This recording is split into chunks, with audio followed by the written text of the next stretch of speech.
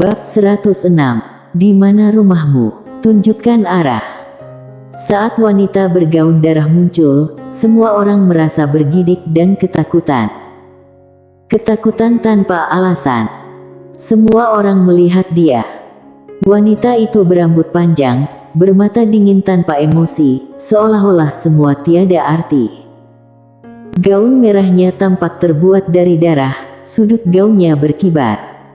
Sandar Ye terperanjat, kakak bergaun polos. Saat pertama kali melihatnya, wanita itu bergaun polos. Sekarang, gaunnya merah darah. Sandar Ye terkejut, dia nggak menyangka kakak bergaun polos muncul. Wanita bergaun polos menatap Sandar Ye. Sandar Ye ragu-ragu dan tersenyum getir, sebenarnya, aku bisa atasi. Dia memang gak menyangka kakak bergaun polos akan muncul.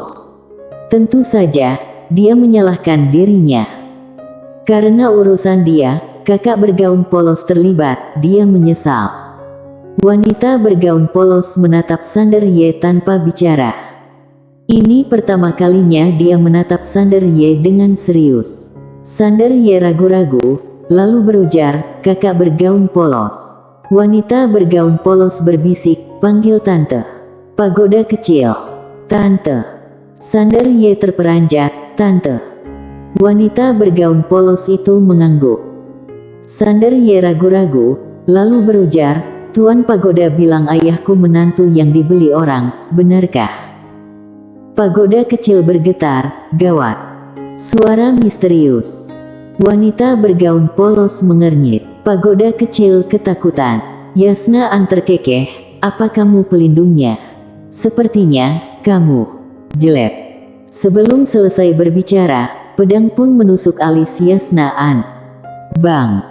Dalam sekejap, Yasna terseret ratusan kaki oleh pedang Hangdao, lalu terpaku ke sebuah batu besar di kejauhan.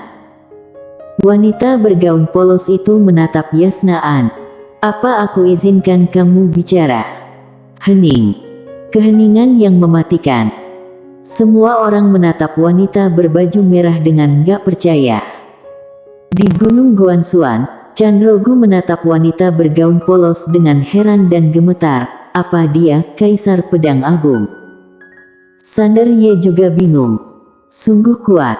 Dia bahkan gak bisa melihat jelas pedang tadi. Kakak bergaun polos lebih kuat dari gambaran Tuan Pagoda. Di kejauhan, semua master keluargaan terperanjat. Mereka nggak menyangka sebelum mereka bereaksi, pemimpin keluarga mereka sudah dipakukan di batu. Sesudah sadar, salah satu lelaki tua dari keluargaan menatap wanita bergaun polos dengan dingin. Aku akan belajar dari ilmu pedangmu. Saat berbicara, dia perlahan naik ke langit, lalu guntur merah muda muncul di sekelilingnya. Klik.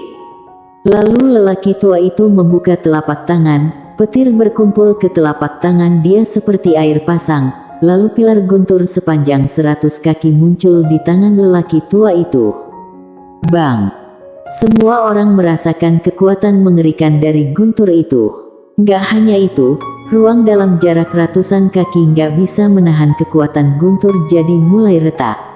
Dalam hitungan detik, ruang dalam jarak ratusan kaki dari lapangan kompetisi menjadi jaring laba-laba, sungguh menakutkan. Kalau guntur ini dilemparkan ke arah Akademi Guansuan, maka Gunung Guansuan yang tingginya 10.000 kaki akan hancur. Master ranah bencana ilahi memang menakutkan. Semua orang ngeri. Lelaki tua dari keluargaan itu menatap wanita bergaun polos dengan garang. Ayo, coba aku lihat seberapa kuat pedangmu. Dia memegang pilar guntur dan melemparkannya ke arah wanita bergaun polos. Bang! Pilar guntur membawa kekuatan guntur ilahi yang menakutkan pun menyambar wanita bergaun polos. Kekuatan yang terkandung dalam pilar guntur menghancurkan ruang. Seberkas sinar pedang melintas. Jelek. Sebelum ada yang bereaksi, pilar guntur menghilang lalu ada orang lain di dinding batu di sebelah Yasna. Itu adalah lelaki tua keluargaan tadi. Di tengah alis lelaki tua itu, sebuah energi pedang menjepitnya hingga dia nggak bisa bergerak. Semua orang bingung. Pembunuhan instan. Ini pembunuhan instan. Master Ranah Bencana Ilahi terbunuh instan. Yasnaan menatap wanita bergaun polos dengan nggak percaya dan gemetar. Kamu Kaisar Pedang Agung. Kaisar Pedang Agung. Suasana heboh. Kaisar Pedang Agung muncul di sini. Bukankah Kaisar Pedang Agung hanya ada di pusat Akademi Guanxuan? Mungkinkah dia dari pusat Akademi Guanxuan? Yasnaan berujar, enggak mungkin. Keluarga An kenal semua Kaisar Pedang Agung di pusat Akademi Guanxuan. Akademi Guanxuan enggak ada orang sepertimu. Kamu kultivator mandiri Kaisar Pedang Agung. Kultivator mandiri. Yasnaan merasa percaya diri lagi. Kenapa dia harus takut pada kultivator mandiri? Yasnaan meraung, kuundang jiwa maya leluhur. Mau mengundang leluhur. Suara Yasnaan terdengar, di negara Qi yang jauh, sinar putih membumbung dari kuil leluhur keluargaan. Detik berikutnya, sinar putih menembus ruang dan waktu datang ke atas lapangan kompetisi. Dalam sinar putih, sebuah bayangan mengembun. Bang! Pusaran besar muncul di atas lapangan kompetisi, lalu langit mendidih, tekanan mengerikan terus turun. Dunia ketakutan. Semua orang tegang. Keluargaan mengundang leluhur.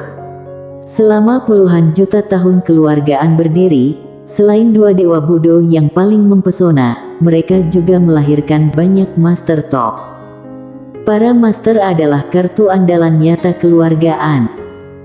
Biarpun sebagian besar master ini nggak berada di negara Qi, mereka meninggalkan sarana penyelamat untuk keluargaan.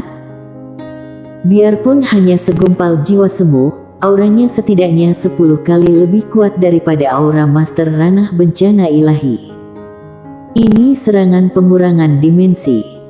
Yasnaan menatap wanita bergaun polos itu dengan sengit, bukankah kamu cakap? Aku mau melihat pedangmu. Wanita bergaun polos menatap sinar putih di langit. Detik berikutnya, bang! Sinar putih pecah, leluhur keluargaan yang baru terkondensasi langsung musnah. Semua orang terperanjat. Itu hilang begitu muncul. Semua orang ketakutan. Seorang Kaisar Pedang Agung sekuat ini. Di kejauhan, Yasnaan tertegun. Hilang. Apakah leluhur menghilang begitu saja? Semua orang terperanjat dan diam. Begitu muncul, langsung dihancurkan. Di samping wanita bergaun polos, Sanderye diam dan gemetar. Tuan Pagoda. Tuan Pagoda diam. Wanita bergaun polos menatapnya tanpa ekspresi. Masih ada orang yang mau dipanggil. Yasnaan menatap wanita bergaun polos itu. Siapa kamu? Apa kamu berani menyebutkan namamu? Wanita bergaun polos menggeleng. Bagaimana kamu pantas tahu? Yasnaan marah. Aku nggak layak. Keluargaan sudah berdiri di alam semesta Guanxuan selama puluhan juta tahun. Kami punya leluhur kuat yang tak terhitung jumlahnya. Apalagi, ada dua dewa Budo. Memang siapa kamu? Beraninya kamu meremehkan keluargaan kami. Wanita bergaun polos itu menatapnya. Apa dua dewa Budo itu mengesankan? Yasnaan tertegun, lalu jadi garang. Konyol. Konyol sekali. Seorang kultivator pedang kecil berani bicara begitu sombong. Tahukah kamu apa itu katak di dalam sumur? Wanita bergaun polos berujar, panggil saja. Dia berujar lagi, panggil kedua dewa Budo keluargaan sekaligus. Sombong. Sebuah suara datang dari langit. Detik berikutnya, seorang pria muncul di udara. Yasnaan sangat gembira saat melihat orang itu. An. Wanita bergaun polos melirik ke arah pria paruh baya tersebut. Dalam sekejap, kepala pria paruh baya itu jatuh dan terbang ribuan kaki, dengan darah muncrat. Semua orang ketakutan. Semua orang berubah dari terperanjat menjadi ngeri. Yasna An menatap wanita bergaun polos dengan gak percaya. Kamu? Dia bingung. Pembunuhan instan. Pembunuhan instan lagi. Siapa ini? Wanita bergaun polos melihat Sander Ye. Biarpun Sander Ye tenang, hatinya sudah kacau. Kaisar Pedang. Sander Ye diam. Tuan Pagoda mungkin berbohong padanya. Sander Ye menatap wanita bergaun polos dan berujar, Tante. Tante. Ketika wanita bergaun polos mendengarnya, emosi akhirnya muncul di mata yang tenang. Melihat Sander Ye, dia teringat seseorang, jadi mata perlahan melembut, lalu mengelus lembut kepala Sander Ye, dan berujar, di lapangan, kamu pilih, siapapun yang kamu pilih akan mati. Siapapun yang dipilih akan mati. Sander Ye terperanjat, sombong. Pemuda dari klan naga langit kuno keluar, dia menatap wanita bergaun polos dengan galak, kamu hanyalah kaisar pedang agung, kamu sombong sekali. Dia mengeluarkan sepotong sisik naga, dan langsung mengaktifkannya. Tiba-tiba, raungan naga yang menakutkan datang dari kedalaman langit berbintang yang jauh. Panggil orang. Di kedalaman langit berbintang, seekor naga purba berukuran ratusan ribu kaki merobek ruang dan waktu, bergegas menuju dataran tengah negara es. Wanita bergaun polos melirik, dengan satu lirikan. Jelek. Tiba-tiba, di kedalaman langit berbintang, raungan naga terdengar, lalu kepala naga yang besar terjatuh dari langit berbintang. Mati. Di depan wanita bergaun polos, pemuda klan naga langit kuno mencibir pada wanita bergaun polos, leluhurku akan segera datang, tunggu mati sana. Wanita bergaun polos berujar, benarkah? Pemuda dari klan naga langit kuno menatap wanita bergaun polos dengan galak, hari ini, aku gak hanya akan membunuhmu, tapi juga akan membunuh pelindungmu dan menghancurkan seluruh keluargamu. Seorang kaisar pedang agung. Klan naga langit kuno gak takut, selama bukan orang yang punya koneksi, apa yang perlu ditakutkan dari seorang kaisar pedang agung. Zaman sudah berubah. Yang penting sekarang bersaing jumlah orang. Yang dia takutkan adalah wanita itu punya pendukung, tapi dari perkataan Yasna An, wanita itu kultivator mandiri. Sendirian. Gak ada pendukung. Bukankah bisa ditindas sesuka hati? Mendengar perkataan pemuda klan naga langit kuno, wanita bergaun polos itu mengangguk, lalu bertanya, di mana rumahmu? Tunjukkan arahnya. Pagoda kecil. Bersambung. Bab 107. Tak terkalahkan di era itu. Gawat. Ini pikuran pagoda kecil. Suara misterius berujar, pagoda kecil, hentikan dia. Pagoda kecil diam, hentikan. Kenapa enggak kamu saja yang menghentikan dia? Sialan. Apa semua harus kutanggung, aku hanya sebuah pagoda. Pagoda. Suara misterius itu berujar lagi, kalau enggak hentikan dia, begitu dia menghancurkan klan naga asli, dunia akan runtuh. Terus kalau dia menunjukkan terlalu banyak kekuatan tak terkalahkan di depan Sander, mungkin akan menghancurkan kepercayaan diri Sander dan menanamkan dewa yang tak terkalahkan di hatinya. Pagoda kecil diam. Sialan. Ini kemungkinan besar akan terjadi. Alasan Sander Ye pemberani dan bisa memahami bahwa nggak boleh ada dewa di dalam hatinya adalah karena dia seperti anak sapi yang baru lahir yang nggak takut pada harimau karena belum pernah melihat master yang tak terkalahkan. Itu juga terjadi pada Mile Ye kala itu. Tapi saat wanita bergaun polos berlalu banyak beraksi, gambaran tak terkalahkan itu tertanam di hati Mile Ye.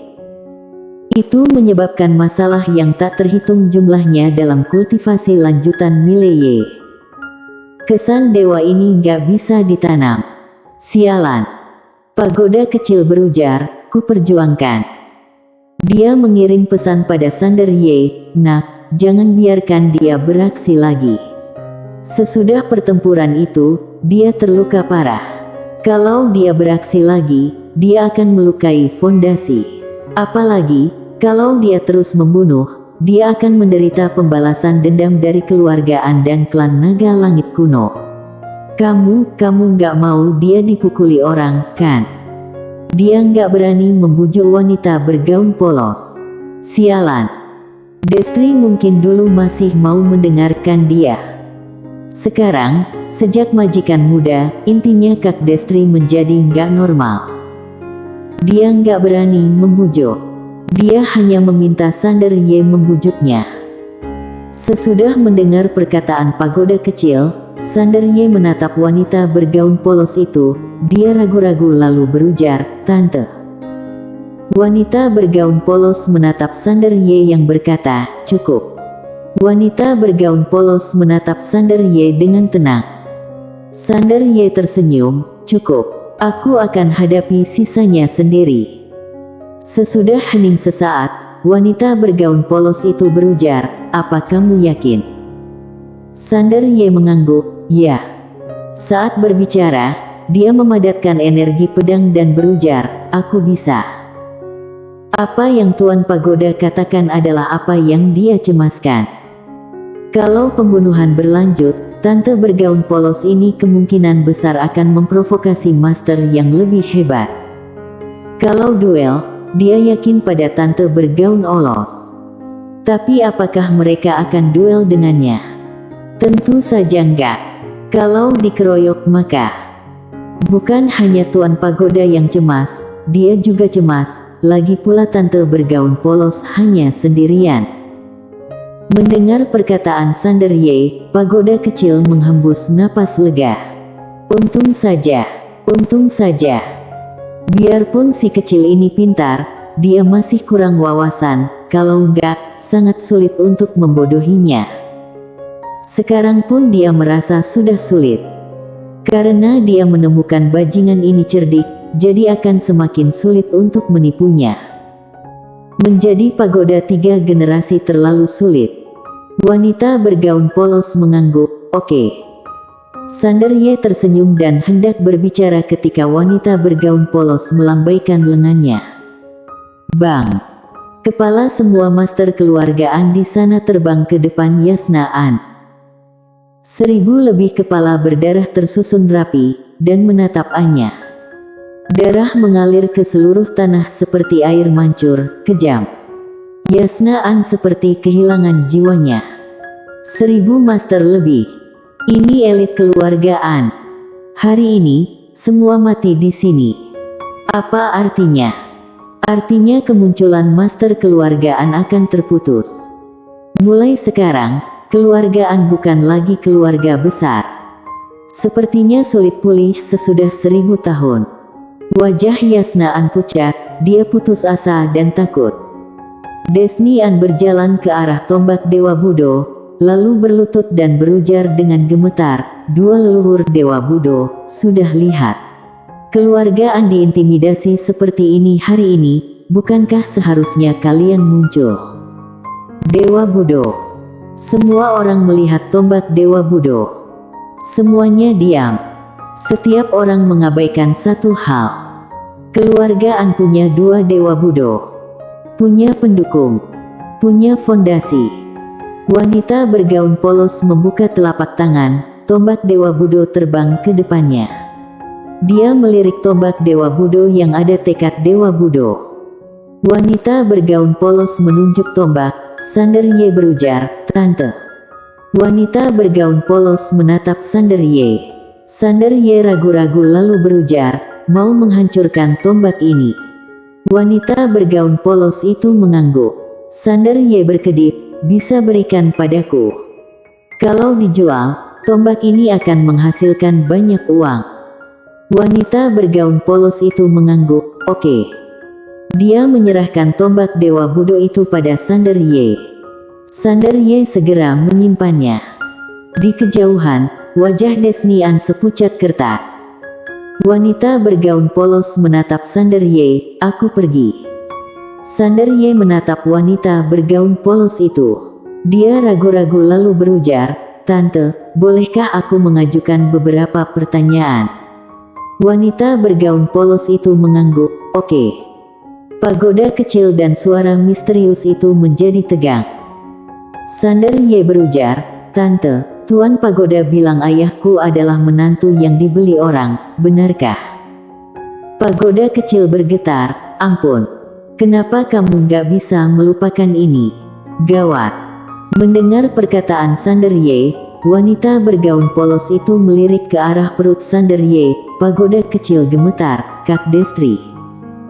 Wanita bergaun polos menatap Sander Ye, "Apa pendapatmu?" Sander Ye tersenyum, "Aku pikir Tuan Pagoda membodohiku." Pagoda kecil. Wanita bergaun polos itu mengangguk, "Ya." Sander Ye ragu-ragu sejenak, lalu berujar, "Lalu siapa ayahku?" Sesudah hening beberapa saat, wanita bergaun polos berujar, "Kamu akan tahu saat kamu lebih kuat." Sander Ye berpikir sejenak, lalu mengangguk, "Oke." Sesudah mengatakannya, dia bertanya lagi, "Bibi, apakah kamu Kaisar Pedang Agung?" Beberapa orang di dekatnya melihat wanita bergaun polos. "Apakah dia Kaisar Pedang Agung?" Wanita bergaun polos itu mengangguk, "Ya." Sander Ye terperanjat. Dia memang Kaisar Pedang Agung. Apakah Kaisar Pedang Agung sekuat ini? Semua orang tegang. Dia memang Kaisar Pedang Agung. Pemuda dari klan Naga Langit kuno mengernyit. Dia melihat ke langit. Dia sudah mengucapkan mantra pemanggilan. Kenapa leluhur belum datang? Apakah dia tersesat? Seharusnya enggak. Akademi Guanxuan di dataran tengah negara es sangat mudah ditemukan. Sesudah pemuda klan Naga Langit kuno diam sesaat, dia mengaktifkan sisik naga lagi, tapi enggak ada gerakan pada sisik naga. Pemuda klan Naga Langit kuno mengernyit, "Apa yang terjadi? Enggak tersesat, kan?" Sander Ye melihat aksi pemuda naga itu.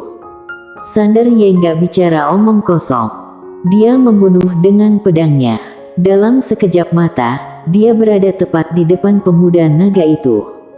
Wajah pemuda naga itu berubah drastis. Tapi, dia bereaksi cepat. Dia merapatkan kedua tangan. Bang! Sinar keemasan keluar dari tubuhnya. Bang! Tapi, sinar keemasan nggak mampu menghalangi pedang Sander Ye. Ketika pedang Sander Ye menyerang, sinar keemasan hancur. Kekuatan langsung menggetarkan pemuda naga itu hingga mundur puluhan kaki, tapi pemuda naga itu langsung menunjukkan tubuh asli saat mundur. Bang! Seekor naga langit muncul di lapangan kompetisi. Tapi Sander Ye langsung menghilang. Sinar pedang menghantam kepala naga langit. Jelek. Kepala naga langit terluka dalam. Sander Ye sekarang adalah Kaisar Pedang, biarpun nggak menggunakan pedang Hangdao, kekuatannya menakutkan. Di udara, naga langit menjerit, Sander Ye menjadi bayangan dan menghilang, lalu belasan sinar pedang menghantam tubuh naga langit. Serangkaian jeritan bergema di langit. Segera, naga langit terjatuh, Sander Ye muncul di depan dia. Bocah naga langit itu memelototi Sander Ye, "Leluhurku akan segera datang, coba sentuh aku." Sander Ye nggak bicara omong kosong, dia menusuk kepala pemuda naga langit itu. Bang! Dalam sekejap, darah muncrat. Pemuda naga langit marah, "Kamu berani. Kamu berani. Leluhurku akan segera datang. Kamu berani. Leluhur." Sander Ye menebas lagi. Jelek. Kepala pemuda naga langit jatuh, darah bak air mancur. Mati. Sander Ye menyimpan cincin penyimpanan pemuda naga langit, lalu menghampiri wanita bergaun polos. Wanita bergaun polos itu menatap Sander Ye. Dia mengangguk, "Kamu sangat hebat, berlatihlah dengan baik dengan pagoda kecil." Sander Ye mengangguk. Dia menyeka darah naga yang menodai wajahnya. "Pasti. Aku akan menjadi kultivator pedang yang tak tertandingi seperti Master Pedang Dunia." Master Pedang Dunia. Wanita bergaun polos tersenyum. Oke. Ini pertama kalinya dia tersenyum selama puluhan juta tahun. Sander Ye ragu-ragu, lalu berujar, "Tante, pertanyaan terakhirku adalah siapa yang lebih kuat, kamu atau Master Pedang Dunia?" Semua orang menggelengkan kepala. Pertanyaan ini sangat gak pantas. Adakah kultivator pedang yang bisa menandingi Master Pedang Dunia? Mendengar perkataan Sander Ye, wanita bergaun polos itu mengusap lembut kepala Sander Ye, lalu berujar, "Dia sangat kuat. Kalau dia memukulku, aku bahkan gak berani melawan." Semua orang mengangguk, mereka sudah menduga. Morgan Dongli mengernyit. Gak berani melawan. Kekuatan Master Pedang Dunia lebih unggul dari Kaisar Pedang Agung. Morgan Dongli menatap wanita bergaun polos, "Menurutku tindakanmu hari ini keterlaluan." Wanita bergaun polos menatap Morgan Dongli. Morgan Dongli membuka telapak tangan, jimat seukuran telapak tangan terbakar. "Panggil orang." Semua orang menatap Morgan Dongli, dia mau panggil orang. Kalau panggil orang, dia pasti memanggil pelindung. Siapa pelindung Morgan Dongli? Itu adalah Master Tiada Batas. Teman seperjuangan Master Pedang Dunia. Dia memang Master Tiada Taraf. Morgan Dongli menatap wanita bergaun polos. Alasan dia memanggilnya adalah karena gurunya sang Master Tiada Batas pernah bilang bahwa Master Pedang Dunia sebenarnya kalah di tangannya. Dia adalah Master Tiada Batas yang tak terkalahkan di zaman dia. Morgan Dongli tahu gurunya mungkin agak sombong, tapi ada satu hal yang pasti benar. Kekuatan gurunya sang Master Tiada Batas, dan Master Pedang Dunia pasti nggak beda jauh. Lalu apa yang baru saja dikatakan wanita itu? Kalau Master Pedang Dunia memukulnya, dia nggak akan berani melawan. Dengan kata lain, kalau gurunya memukulnya, dia seharusnya nggak berani melawan. Haha. Di kedalaman langit berbintang terdengar tawa, "Sialan. Siapa yang berani mengganggu muridku? Apakah kamu nggak mau hidup?" Master Tiada Batas. Dia datang. Bersambung.